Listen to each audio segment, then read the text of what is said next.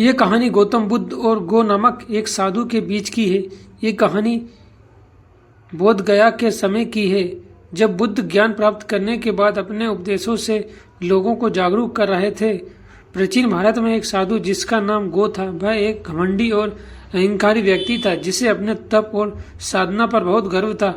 उसे लगता था कि उससे बड़ा साधु कोई नहीं है।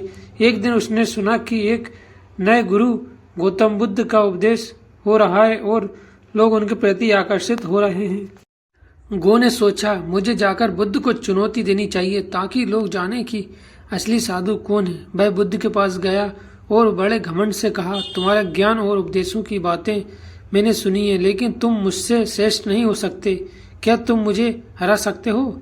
बुद्ध शांतिपूर्वक मुस्कुराए और बोले, गो, मैं तुम्हें हरा नहीं सकता क्योंकि मैं किसी से प्रतियोगिता नहीं करता, लेकिन तुम स्वयं से ही प्रतियोगिता कर सकते हो। तो अगर तुम अपने घमंड को हरा सकते हो तो असली जीत तुम्हारी होगी। गो को ये बात समझ नहीं आई और उसने पूछा, ये कैसी चुनौती है? मुझे सीधे सीधे हरा कर दिखाओ। बुद्ध ने उसे प्यार से देखा और बोले, गो, तुम अपनी साधना में कितने ही महान क्यों ना हो, जब तक तुम अपने भीतर के अहंकार को नहीं पहचानोगे और उसे त्याग नहीं दोगे, तब तक तुम सच्चे ज्ञान को प्राप्त नहीं कर पाओगे।